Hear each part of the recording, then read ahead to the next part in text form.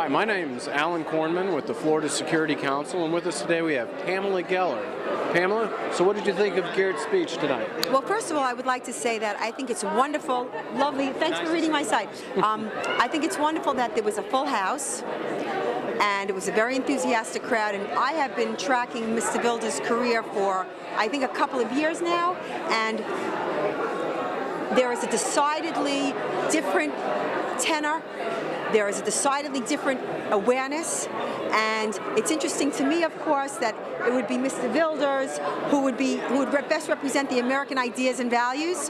And considering that you don't need a birth certificate to run for president, I think we ought to run the guy in 2012. I think that's a great idea. So what have you seen in the last 2 years as far as the tenor? Could you expand on that a little bit more? What I'm saying is that, listen, his message is the same because the truth never changes. His message has been the same, has been constant. What I've been seeing in America, and maybe it's the work of the blogs like me getting the word out there, but look at this house. Look how huge this was, and how many hundreds of people do we have coming tomorrow night? And at the CPAC event that I sponsored in D.C., there were 600 people. We turned away 200 people. That would have been unheard of 2 years ago. 2 years ago, did you see the amount of security that Mr. Wilders required as opposed to this event today? Listen, the amount of security Mr. Wilders requires is unquantifiable. Because if you think that the enemy is in any way, shape, or form satiated or has had enough, I assure you, they've just whet their appetite. They have not even brought out the claws. You know? What do you foresee in the future? I see him as a constant guard. I see him moving in a bulletproof vehicle at all times. What do I see? I see civil. Listen, yesterday, I don't know if you saw it, but in Copenhagen, you know, the Muslims and the bikers. There's a low-grade civil war. They threw a grenade in the Christiania cafe. Do I think that we're going to see serious hostilities in America? Yeah, I do. Because the American people do not realize that Sharia is being imposed.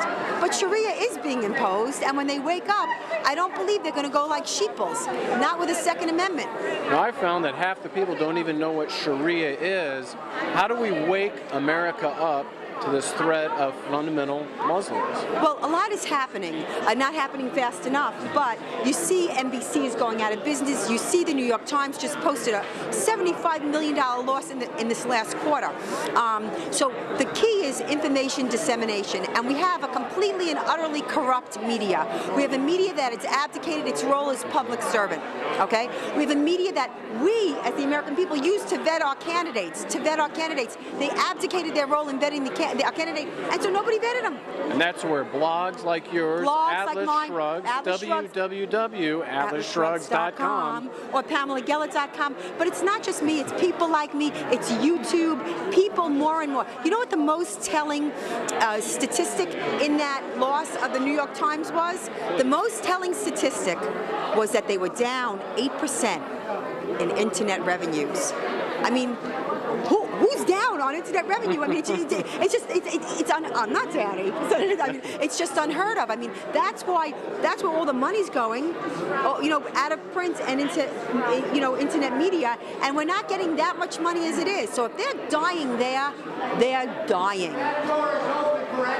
And the only thing people have to understand and be aware of is they're going to try and nationalize the media. You know, Pelosi, that freak, was talking about making newspapers nonprofits. So what is that? That's Pravda. That's state-run media. So we have to be aware of that. Maybe the New York Times is going to want to bail out and they're going to get around it some way. We have to be careful, but more and more people know. They know that they're not being told what's happening. They're not getting the news. They are moving into the web. It's happening. Is it happening fast enough? Will it happen before they consolidate power and they target all the purple districts and the purple states with those billions that Acorn is getting? Right. And so you won't be able to affect change. That's why 2010 is so important. That's why we have to you have to get out there, every one of you, and you have to change the election in 2010, because if we lose in 2010, it's done, finished, cooked, like the Ramadan goose. Pamela, thank you very much for that dynamic interview. Have a great weekend. Thank you for being here and doing this. You're probably getting paid. I'm not. Thanks. Thanks. Very good. Hi, my name is Alan Kornman with Florida Security Council, and so what brings you to this event? Well, I'll let Pam go first, and then I'll follow up. Truth is the new hate speech. That's what brings me to this event. Freedom of speech, freedom of assembly, and we can't even do that. I don't know if you noticed, but CARE is demanding that Representative Adam Hasner resign because he attended an event. And that's freedom of assembly. So I'm here to fight for my basic inalienable? Yeah, and I have not had a wine yet. Inalienable rights, yeah, human rights, yeah. Now your turn. Why are you here? Well, it's very simple. You know, I took an oath over my 22 years in the United States Army to support and defend the Constitution of the United States against all enemies, foreign and domestic, and to bear true faith and allegiance to the same. And the first freedom and the first right that we have in the Bill of Rights is our freedom of speech.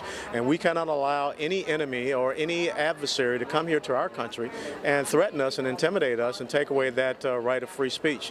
We have to stand upon our principles and values here in our Judeo-Christian traditions and defend Western civilization. And I am here to support one of the stalwart warriors defending Western civilization. That's Honorable Geert Wilders.